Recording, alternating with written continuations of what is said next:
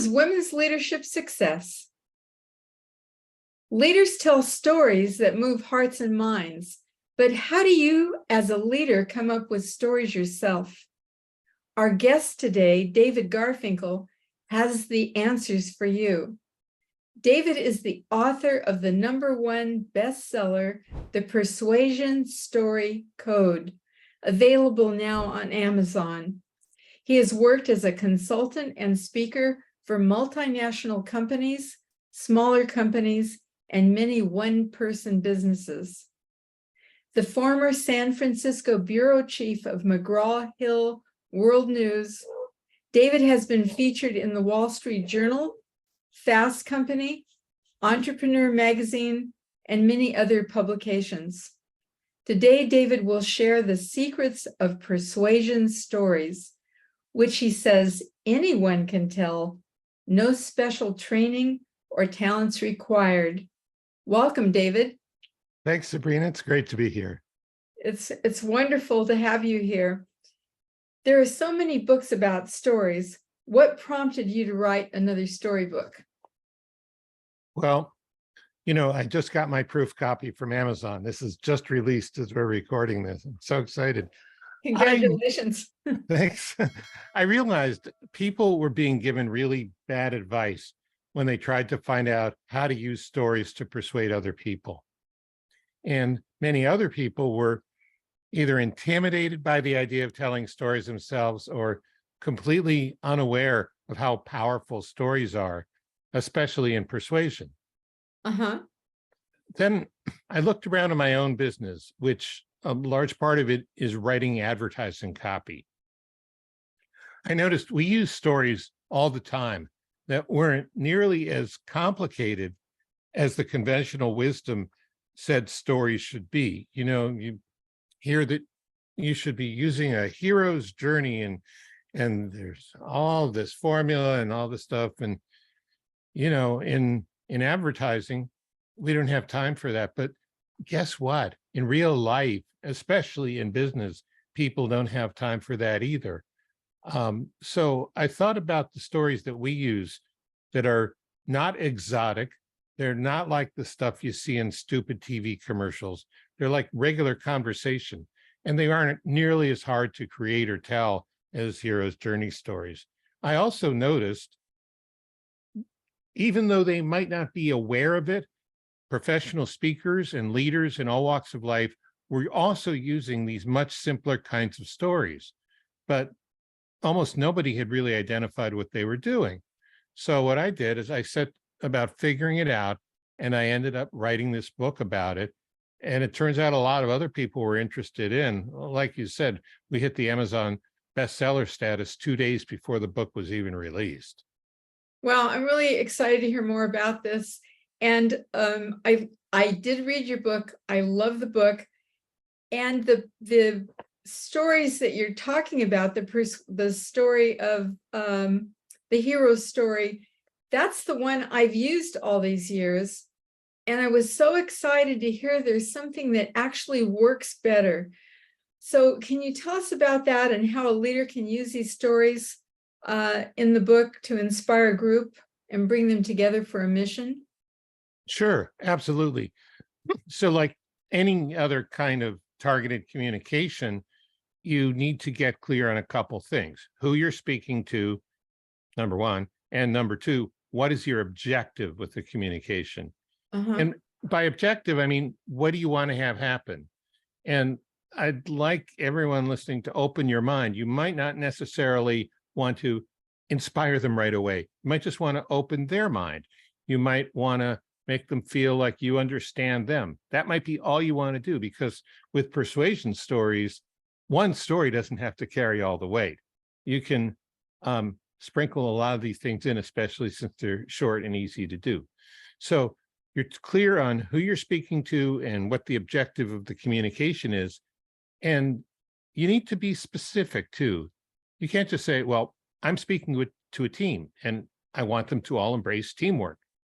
That's too vague, and it might not work too well once you're done telling the story. I mean, is the team an IT team? Is it a marketing team? Is it an executive team? Is it a special project or their ongoing work related to other parts of the company? So you got to think all of that through. This is what anyone in marketing would do, and probably a lot of people in a lot of other professional fields. Once you figure that out, you could tell a story from your own personal history about, say, something you wanted to accomplish and how frustrating it was on your own. But then when you were part of a group, all working towards the same goal, the whole was greater than the sum of the parts, synergy. And one of the types of stories I talk about in the book is the origin story. So what I just talked about could be a personal origin story for the leader about the development of their own awareness of the value of team commitment and the results the team got, and how everyone else on the team shared in the satisfaction and the credit. Wow. So how is it important for a leader to tell a story just about himself, or could it be No, something else too? that's a great question. No, a leader can tell a story about himself, herself, but there are other types of stories you can use. I'll give you one example: the unexpected future benefit story. And we cover this in the book in detail, but to boil it down, the leader could tell the team about what it would be like when the project comes to fruition and becomes legendary in the company, and how everyone on the team will have that halo, share the credit and a feeling of satisfaction and pride when they all get recognition for the accomplishment. So that's not at all about the leader, that's about them. And a lot of the stories, we have 25 types of stories, a lot of them are about the person you're talking to rather than yourself. So is that the same or different than the hero's journey story, what you just said? Oh, um,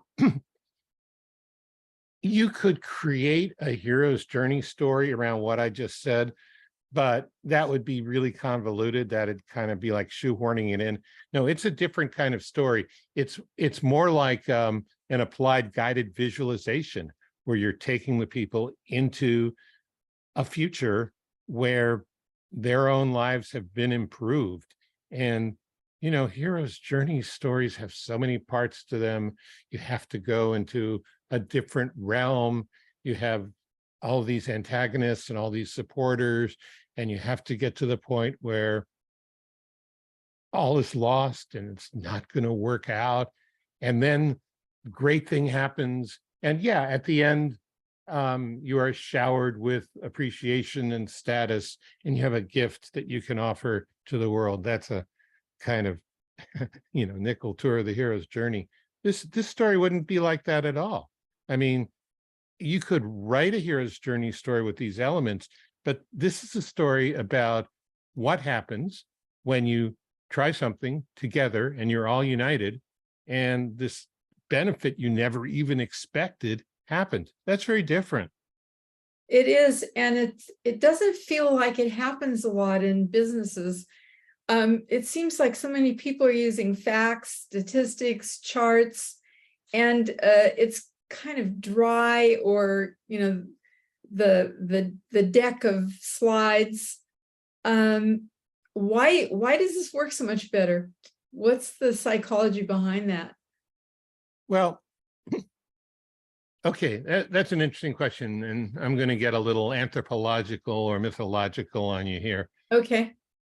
So there are a lot of people, storyologists and others, who believe that as human beings, and this is not about persuasion stories, this is about story in general. Way back when humans first started talking, the world was, as it is today, a dangerous place. Right. But we didn't have smartphones, didn't even have pads of paper, might not have even had stone tablets, and there was this wisdom, especially the wisdom about how do you deal with danger? How do you deal with the saber-toothed tiger?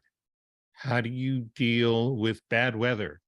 And when that information is conveyed in a story, people paid more attention. They opened up their senses, I guess you could say. And you're the psychologist, I'm not, so I'll ask you to check me on this. that Okay. people go into more of an alpha state or a flow state. Mm. Yeah. Yeah, When that makes sense. yeah, when they hear a story. Which also means they'll retain it because it is inherently meaningful. We're wired that way. Okay. But when now facts and charts and statistics, okay, that's what people use to be professional, and they think it's going to prove their point. The problem is my eyes glaze over. People Mhm. don't remember them. They don't have an emotional impact, especially when you're overloading people with all this stuff. It takes them into their logical, critical brain phases. And so they're just trying to process it if they're paying attention at all. See, with facts, charts, and statistics, you're making people think too hard to understand them and certainly to feel anything. So they don't have that much impact by themselves. However, when you tell a story which has some carefully chosen facts, and then you back up your conclusion with one or two really carefully chosen facts, or you back up the story with a very dramatic bar chart that shows the difference between X and Y, and it's a dramatic difference, or you use one startling statistic to drive your point home after the story, that works really well. And the important thing to remember is that a solid fact after a story will make persuasion more believable, but it has to be used with a combination with a story, or in some cases, a detailed promise. The story brings the facts alive, but by themselves, facts are often totally boring and completely forgettable. So the facts are almost like spice you add to a good dish. It's not the main course. It's just a little something that you add on to it. That's a great way to look at it. But have you ever taken turmeric and put it in a spoon and just started to eat it spoonful? No, that doesn't Not taste so so good. good. Yeah, not so good. Well, I have my next question, but I had something happen an hour ago. Yeah. Mostly I'm working with people who are working to become vice presidents of companies. Okay. And I have a very talented person who's just making great, he's having great success and getting better known. And he just contacted me and he said one of the top conferences in his industry just asked him to be a keynote speaker, which he's never done before. And so I want you to keep that in mind when I ask you this question. So it says everyone's speaking to a specific audience. So he's going to be speaking to this conference. How do you craft a story in such a way that resonates with your audience? If he does a great job here, this could just knock him into the vice president position. So what does he need to do here? Well, there are a couple things. The first thing is to use universal themes. And a universal theme, so he's probably in a technical position or a technical industry. Yes. He's the head of engineering for a very large company. Okay, good. So what he does is inherently technical, and even if he's speaking at a technical conference, telling someone about how he got a new part to fit together or how he improved the manufacturing process by 17% efficiency, it's impressive. Some people in the audience might get goosebumps, but probably not most of them. Right. So a universal theme. What are universal themes? It means to include these things. It doesn't mean that your whole speech needs to be about this or your whole presentation. Universal themes are simply topics, ideas, and situations that most people can relate to. In the introduction to my book, for example, I talk about a man at the gate at the airport trying to get on a flight that's already full. And then it turns out he tells a story, which he didn't even think was a story. He was just trying to make a bedraggled flight attendant feel a little better. But in the process, well, she lights up and sees, wow, this is a really caring person. I'm going to find him a seat on the flight. Anyway, my point is not that story. My point is, who hasn't been in a situation where you're at the airport and you were sure you had a seat on the plane? They said, no, you're going to have to take the next one. Or here's a voucher. We're putting you up at the hotel at night. It's a universal situation. Not every human in the world, but many people, right? Right. And another thing about that story is it's about one person connecting with another in a way that changes the other person's mind. But the setting is universal. And, you see this a lot in movies, Sabrina. I mean, the subject of the movie may be out of the realm of people's experiences, right? Maybe space travel, it may be crime, it may be politics, but I repeat myself. But so often there's a family member involved in the story in a way which the stakes are high. And who hasn't had a family member in a high stakes situation in their own life? I mean, we all have one way or another. So there's that relatability. And that's like when I was talking about movies, that's how a movie about cops or international espionage resonates with the average person. Because while some of it's exotic, there are situations or themes inside the story that everyone can relate to. So I would advise that you suggest your client for looking for opportunities to tell something human, maybe about his kids or his wife or husband if he's gay, or his mother, or a good friend, or when he went bowling or when he went hiking or something. Find a way to relate it to what you're talking about, but go to the audience, hey, I'm human, just like you guys. Hello, right? The other thing is to keep in mind that the better you know your audience, their priorities, their complaints, what they know a lot about, what are the gaps in their knowledge, as well as the more traditional hopes, fears, and dreams. The more you know those things, the better job you can do to tailoring what you're going to say will resonate with them. I mean, if you want to workshop this for a couple minutes, maybe you don't, because I do. I do. Yeah, let's do it right here. Yeah. Go ahead. Well, I mean, tell me about what your client's being invited to speak about. Oh, see, I don't know the answer to that. I didn't get that so I don't know. Do you know what the conference is? I do not. I didn't get that information. Do you know what your client's especially good at with creating new products? Okay, great. So in terms of creating new products, you could talk about the responses, from people in his team, the one who held their nose, the one who started jumping up and down, and how they finally, were able to split the difference and come up with a product that enough people were happy with. The problem, a lot of people, and of course, creating new products, see, that's wonderful, because that has both a human side and a technical side. I mean, if you just create a product as an idea for people, but you can't actually put the tooling and the design and the manufacturing and the calibration together, kind of product.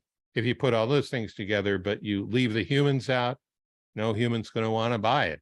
So if you can talk about some reactions, something funny that happened, a mistake, a disaster, not a big one that's going to make him look like a fool, but just something that happened every day and a lesson he learned from it and a new standard operating procedure that he instituted, that will be so much better than, here are the most efficient ways to create a new product. Do you see what I'm getting at? Yes. Yes, that makes a lot of sense. And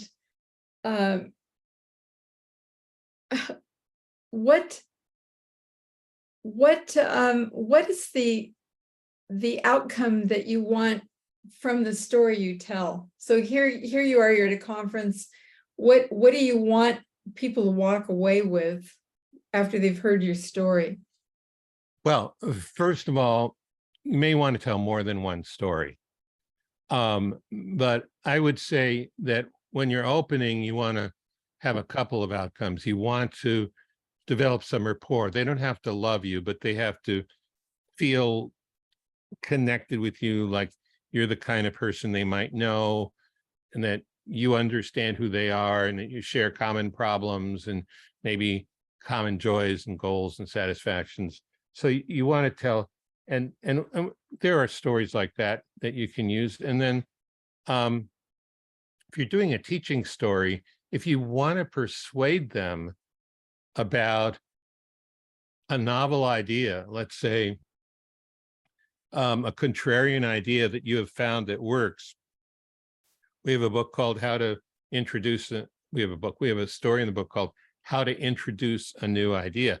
And so he might want to tell a story that would get people, because, any profession, I mean, engineers are creative, but any profession, people sort of get stuck in their ways and, kind of wedded to old ways of doing things. And so sometimes you need to loosen the epoxy a little bit to get them to see things differently. And so you could use a story for that. If he wants to get them to believe that they can do it, and most speakers do that. He might tell a case study about a member on his team who didn't think she could do it or didn't think he could do it, and what changed that. And the fact is that everyone in that audience can use that for themselves or someone on their team. So those are a few examples.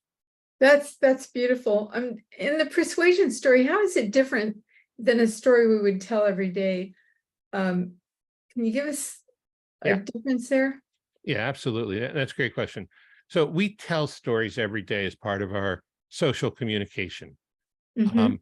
But usually when we do that, we don't think about an objective.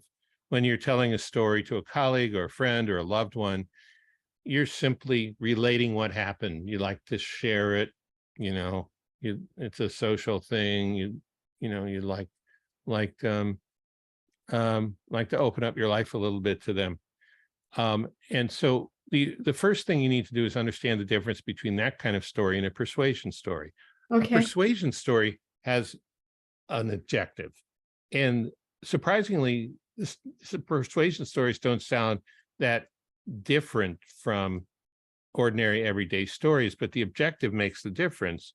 When we don't have a conscious, deliberate objective about what we tell a friend about what happened at work or wonderful experience, we're just sharing moments in our lives. But that's the objective. It's just we're not conscious of it, to share moments in our lives with other people, which is fine. We don't expect a particular result other than maybe they will listen and maybe tell us a good story in return. When we're telling a persuasion story, the objective is different. And I want to point out, you can use more than one persuasion story, even in a 10 or 15-minute sales pitch or a 20 or 30-minute speech. You can use many. You might have a longer opening story, but you can just tell a 1 or 2 minute story. And it's important to point out the objective does not always have to be to get to a yes or to close the sale or to get approval from the board or whatever your particular end result is. Persuasion stories are often small steps toward a larger end result. So it might be to show why our company has the track record to handle a new project like this, or it might be to let the customer know we understand the problem that they're facing. When you add all these small steps up, it adds up usually to much better outcomes than if you didn't use persuasion stories in the first place. Wow, this we're going to do 2 parts here, but to finish up this part, first off, we want to know who our audience is and what their goals are, what they need. What else do we need to know about the audience? Oh, we need to know so many things. We need to know what's on their mind. We need to know what they complain about, and maybe not just officially to the boss, but in a Reddit forum or at the proverbial water cooler. It's important to know that. Now you got to be careful not to not to rock the boat too much in a group situation, but it's important to know, what their frustrations are, what restrictions they're dealing with, what they talk about, what's on their mind.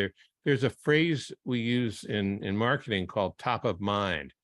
And like today, this is middle of August, one thing that's top of mind for a lot of people is the horrible fires in Hawaii.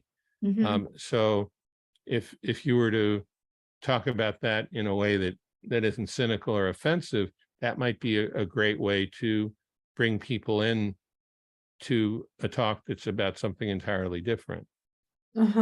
So we want to know our audience, and then we need to have an objective of where we want to end up at the end of the speech. Yeah. And so you might want to say, okay, so if I want them to accept a particular idea or take a particular action, there might be steps, right? They might need to get to know me. They might need to get to trust me. They might need to have their minds opened up a little bit to a new idea. They might need to realize that I know what I'm talking about and I have credentials and experience, and then they might accept the final end result. So you want to plan the steps along the way. So you plan the steps, and that's where you could have a different story. You could have a different story for each step. Yes. Is there anything else that you wanted us to know that's important for what you're teaching us right now? Yeah. These stories are not that complicated, but it'll seem different because we, often think stories have a beginning, a middle, and an end. And some persuasion stories don't even have that.